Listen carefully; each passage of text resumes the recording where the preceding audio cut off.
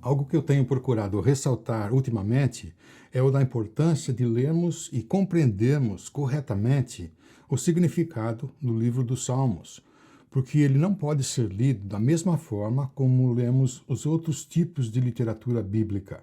Ou seja, se nós lermos os Salmos da mesma forma como lemos, por exemplo, os livros que contêm narrativas históricas, é praticamente certo que nós chegaremos a conclusões equivocadas, errôneas a respeito da palavra de Deus. Precisamos ter em mente que os salmos, eles são basicamente poesias, onde o uso de linguagem figurada, de metáforas, acontece extensivamente, não é? Palavras e expressões poéticas, elas podem ter um significado bem diferente quando são usadas em narrativas e conversações do nosso dia a dia. Elas projetam uma imagem na nossa mente, né? De um modo geral, os salmos são basicamente canções que expressam o modo como Deus se relaciona com o seu povo.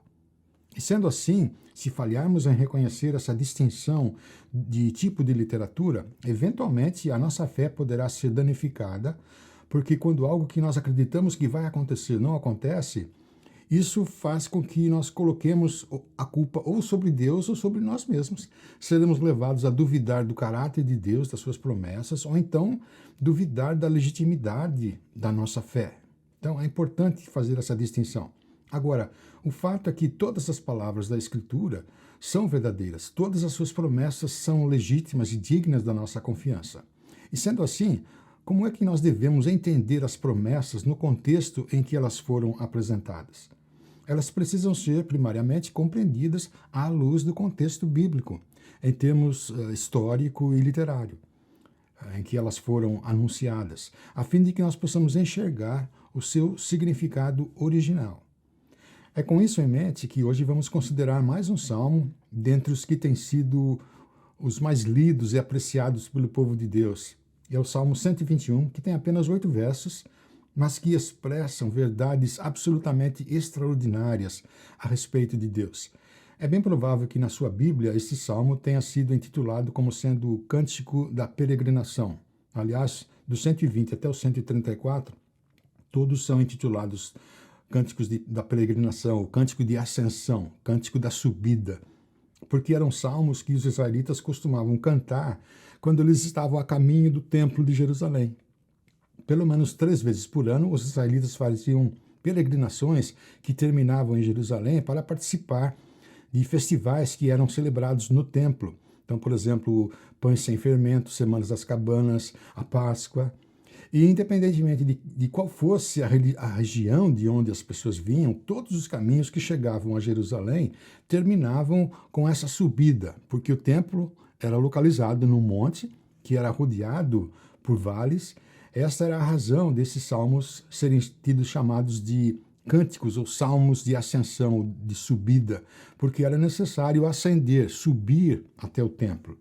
Essas peregrinações eram, imagino, inesquecíveis. Tente imaginar uma família que sai pela manhã, pega a estrada e aos poucos outras famílias vão se juntando a ela e pouco a pouco o grupo de peregrinação ia se tornando cada vez maior, iam cantando canções de ascensão, com o coral ficando cada vez maior.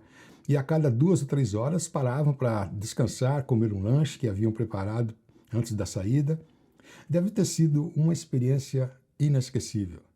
E o Salmo 121 é um dos cânticos que sintetiza a experiência dessa ascensão, da subida ao templo.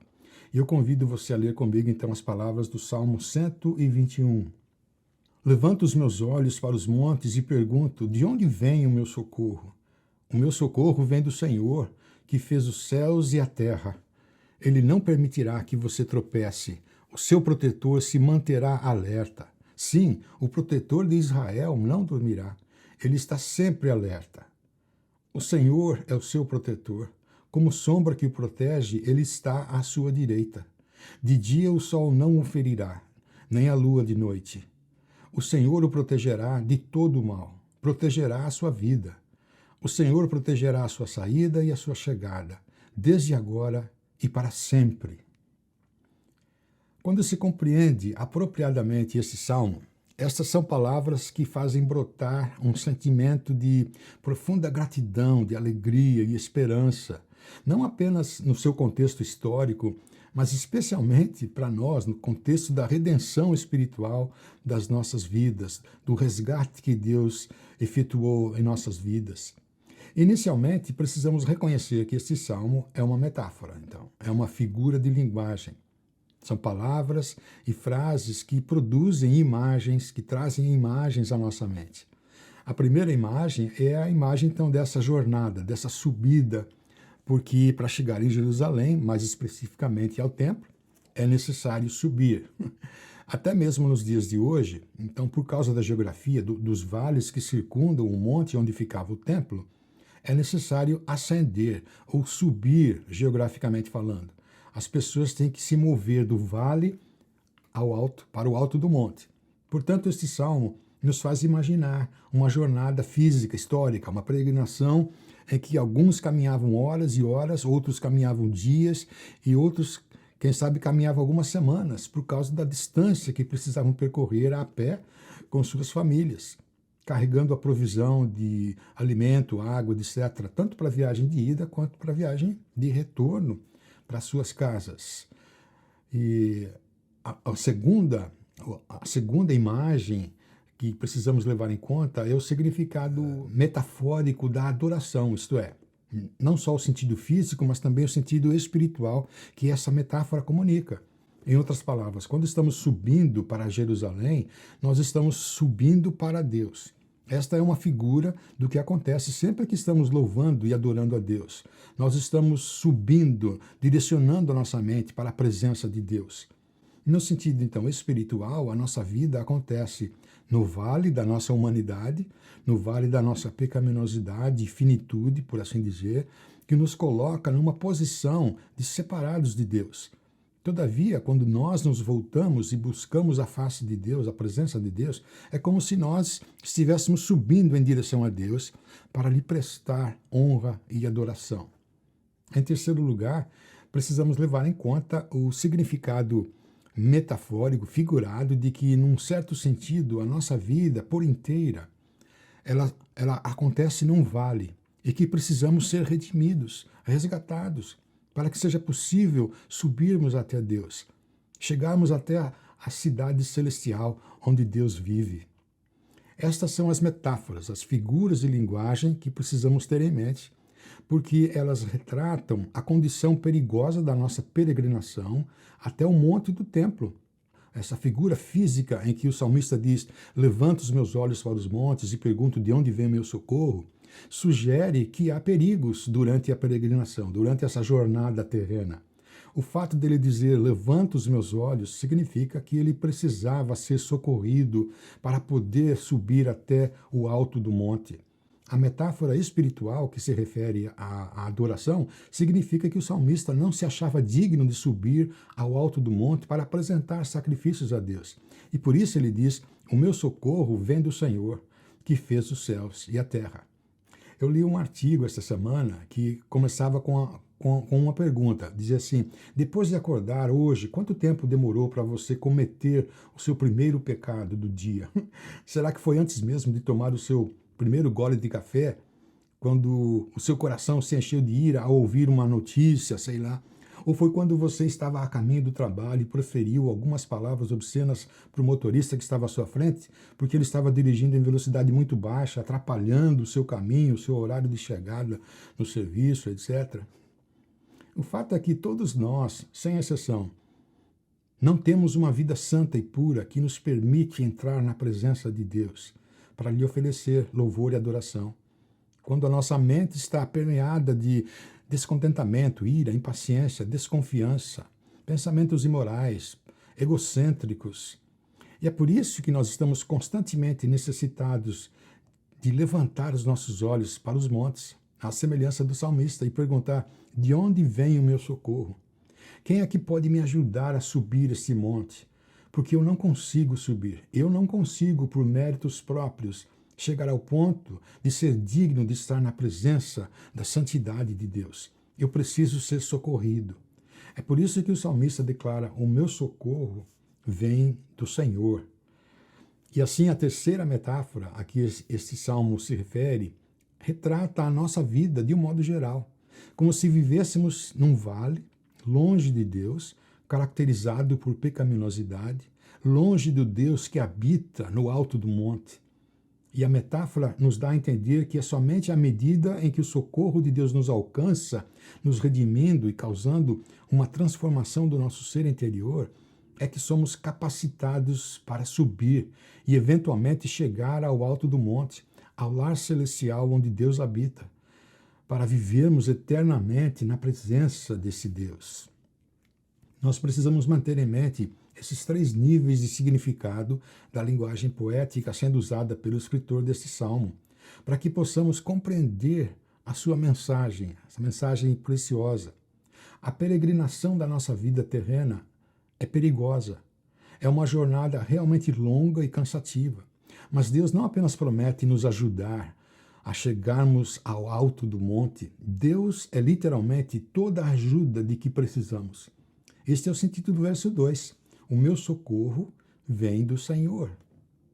Uma das implicações extraordinárias que essa declaração tem é que a predisposição de Deus para com seus filhos não é de forma alguma de rejeição, indiferença, repugnância ou menosprezo, mas sim uma predisposição de aceitação, de provisão de necessidades, predisposição de receptividade intencional da parte de Deus.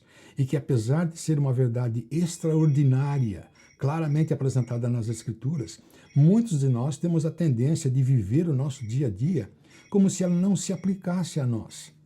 Quando circunstâncias adversas e planos frustrados batem na porta da nossa vida, quando a dor e o sofrimento passam a fazer parte da nossa vida, nós somos tentados a olhar para Deus como se Ele estivesse ausente da nossa vida, ou então nos tratando com menosprezo, a ponto de chegarmos a pensar que Deus está nos castigando, ficando indiferente ou revoltado contra nós, porque Ele não está agindo, ou não está atendendo aos nossos pedidos de oração. Mas a convicção absoluta que o salmista expressa é que o meu socorro vem do Senhor.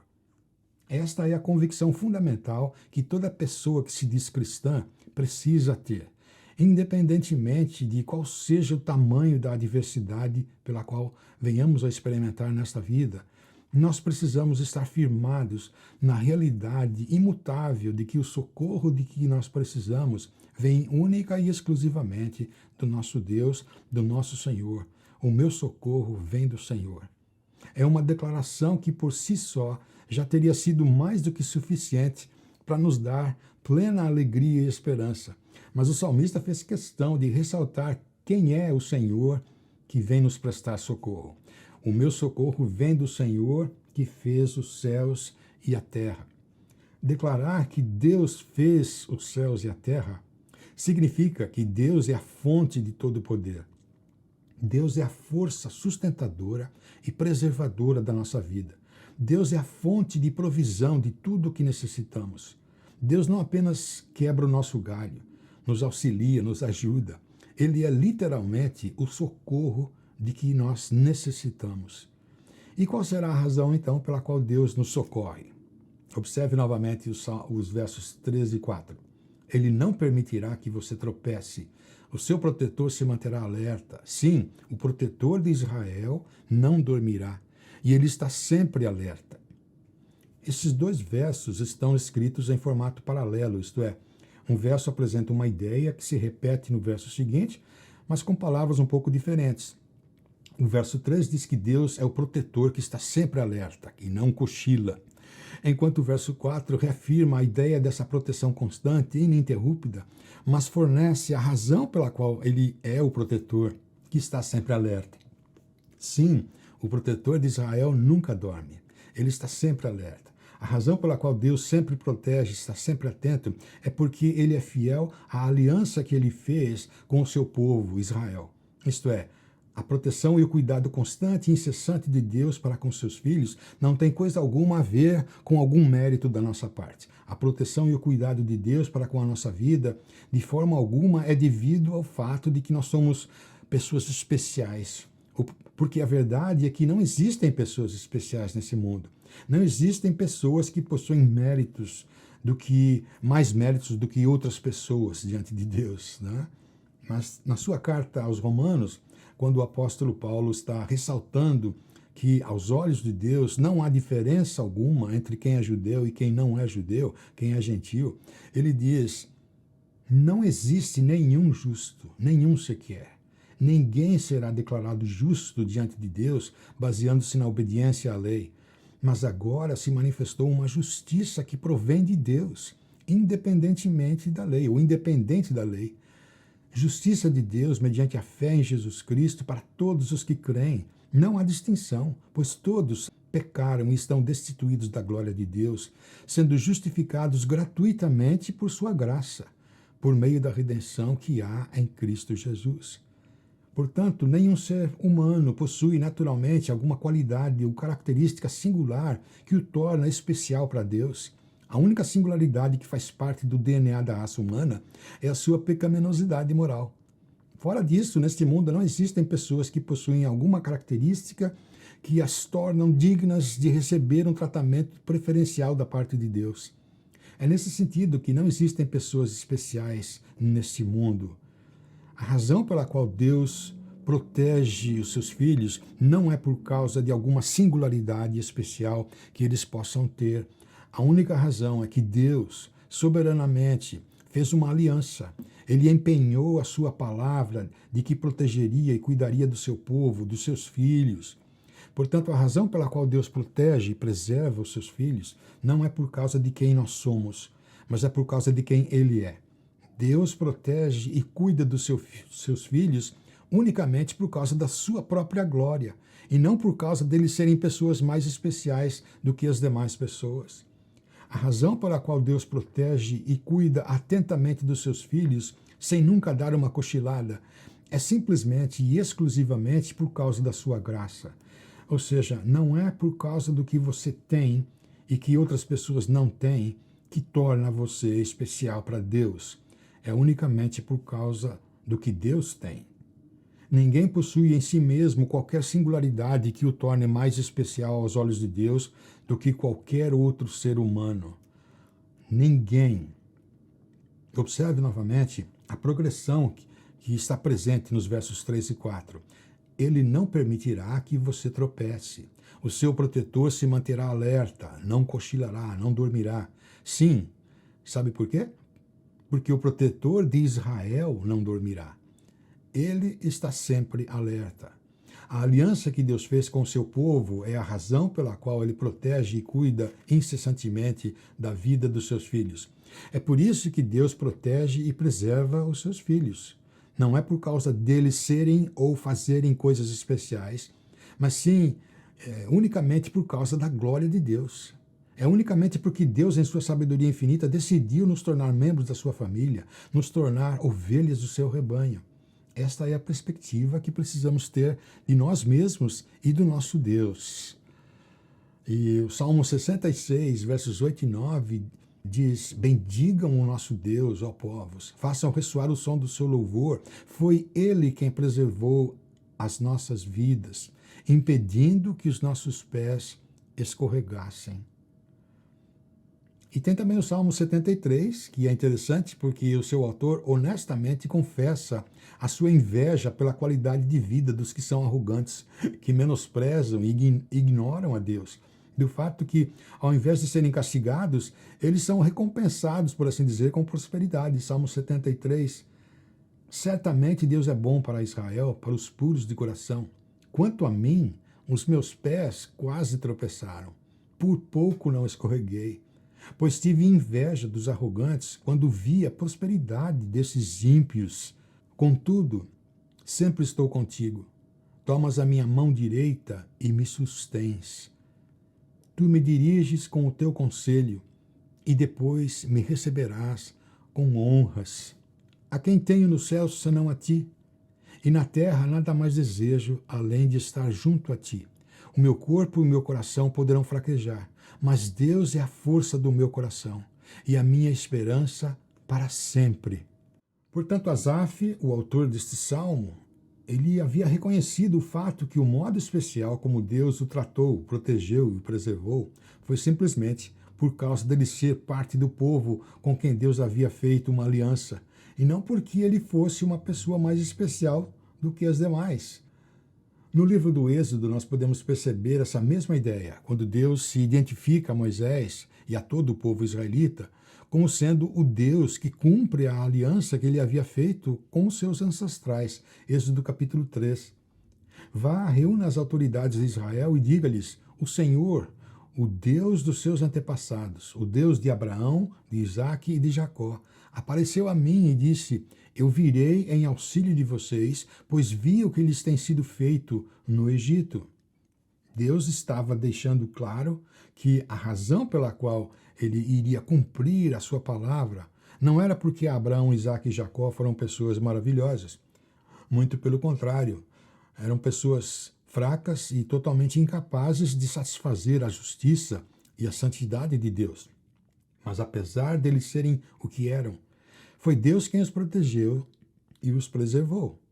E quando nós vamos para o Novo Testamento, o escritor Lucas faz a conexão do Senhor Jesus com esse mesmo Deus do povo de Israel, Atos capítulo 3. O Deus de Abraão, de Isaque e de Jacó, o Deus dos nossos antepassados, glorificou o seu servo Jesus, a quem vocês entregaram para ser morto e negaram perante Pilatos, embora ele tivesse decidido soltá-lo. O Deus da comunidade de Israel é o Deus de Abraão, Isaque e Jacó, que é também o Deus Pai de nosso Senhor Jesus. Assim sendo, todos os que creem no Senhor Jesus também são conectados ao Deus de Israel. Todos os que creem se tornam parte do rebanho de Deus, se tornam participantes do verdadeiro Israel de Deus, conforme o apóstolo Paulo ensinava. Usando terminologia de agricultura, ele dizia que os gentios, os não-judeus, que recebiam o evangelho de Jesus, eram semelhantes a uma oliveira brava que havia sido enxertada na oliveira cultivada para poder participar da seiva que vem da sua raiz. Dizendo com isso que é por causa e por meio do Senhor Jesus que todos os que creem no seu evangelho se tornam participantes do verdadeiro povo de Deus, o Israel de Deus. Portanto, a proteção de Deus, a qual o Salmo 121 se refere, é algo em que nós podemos colocar toda a confiança, toda a nossa esperança. Por quê? Porque Deus mesmo é quem protege e cuida das ovelhas do seu rebanho. Porque por meio de Jesus nos tornamos ovelhas do rebanho de Deus. Jesus é o bom pastor que dá a vida por suas ovelhas. Não foi isso que ele disse?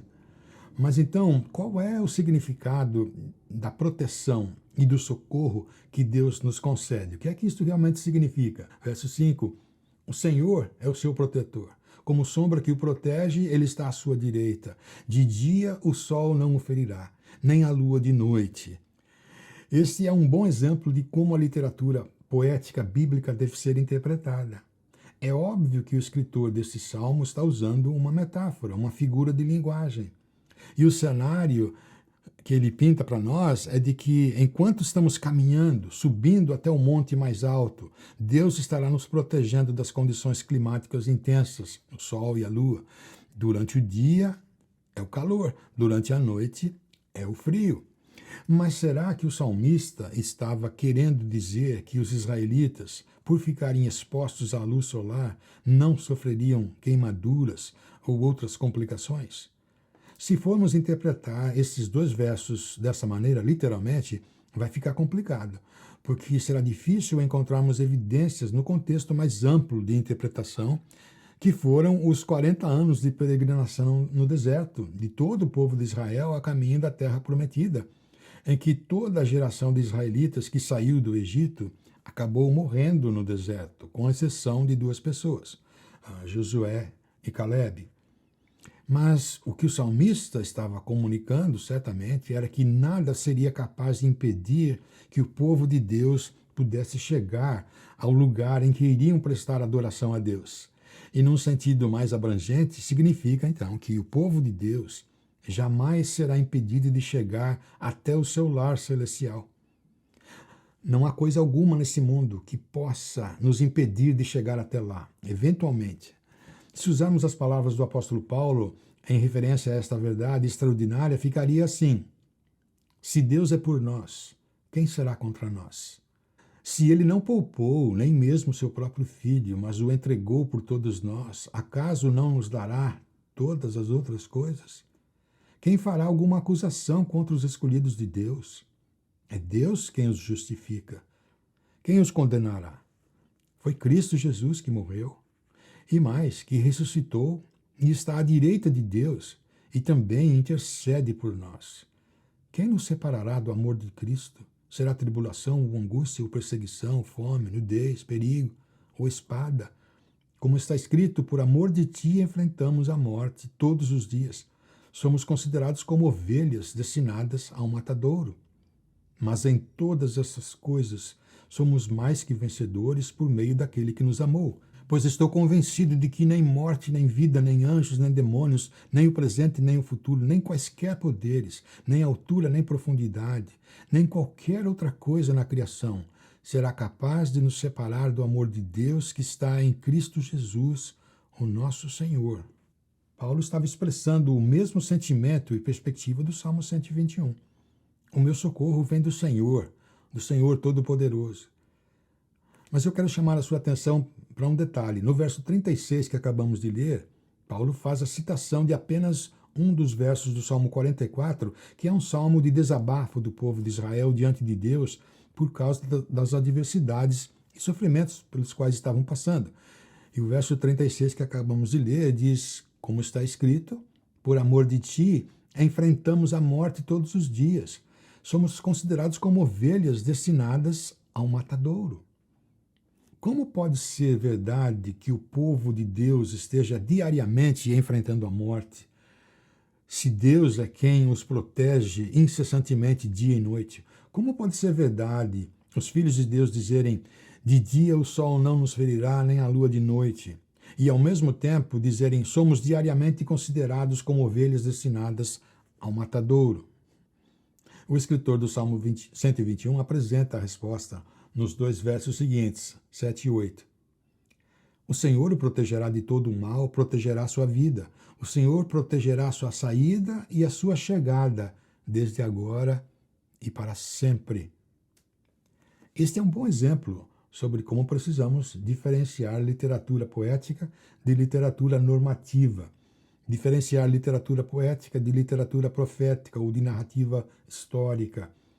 O Senhor protegerá a sua vida, a sua saída, a sua chegada, desde agora e para sempre. O que o Salmo 121 está nos ensinando não é a respeito de ficarmos isentos de queimadura do sol ou de qualquer outra condição que possa nos causar algum dano, prejuízo ou perda. Esta última figura de linguagem que o salmista está usando é essencial para a compreensão correta do Salmo. Os filhos legítimos de Deus certamente conseguirão chegar até o ponto mais alto do monte, certamente conseguirão chegar na cidade celestial onde Deus habita. Não é à toa que esta é a frase final do Salmo, desde agora e para sempre. Este Salmo trata da eternidade. Não é simplesmente a respeito de alguns dias, semanas, meses ou alguns anos da nossa vida terrena. Esta é uma declaração do compromisso que Deus assumiu de garantir que o seu povo, os seus filhos, irão chegar até o destino final que ele intencionalmente planejou para suas vidas. O salmista está simplesmente dando continuidade à metáfora da jornada, dessa peregrinação que levará os filhos de Deus até o mais alto do monte, até o templo de Jerusalém. Portanto, no sentido imediato histórico, o salmista estava se referindo à proteção dos que peregrinavam até Jerusalém para prestar sacrifícios a Deus. E semelhante ao cuidado que Deus providenciava aos que faziam aquela jornada terrena, todos os que estão participando da jornada para a cidade celestial onde Deus habita, podem estar plenamente seguros e confiantes de que Deus vai se certificar de que eles também chegarão ao seu destino final, a Jerusalém celestial. Deus, o Criador dos céus e da terra, é quem dá a garantia de que seus filhos certamente chegarão ao seu destino final, o destino que sempre foi intencionado por Deus.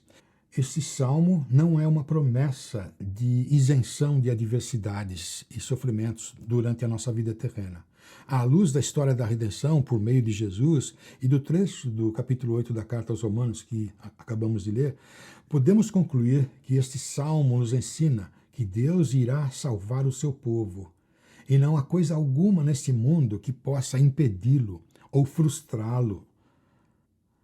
Portanto, à medida em que estamos a caminho da cidade de Deus, à medida em que estamos subindo para o ponto mais alto do monte, para cultuar e adorar a Deus, não podemos nos esquecer que é Deus, e somente Deus, quem nos protegerá e cuidará e preservará, para que possamos eventualmente chegar ao topo do monte.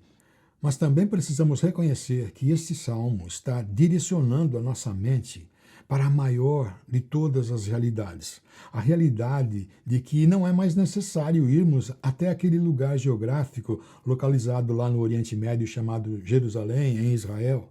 A realidade de que eu e ninguém mais precisa subir até o templo de Jerusalém para oferecer sacrifícios a Deus, porque o sangue do Cordeiro, capaz de perdoar os nossos pecados e nos justificar diante de Deus, já foi derramado, uma vez por todas.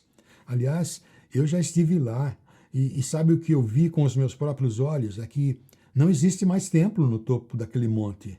O monte ainda existe para quem quiser subir, mas o templo não está mais lá, para que as pessoas possam oferecer sacrifícios e adorar a Deus. E sabe por quê?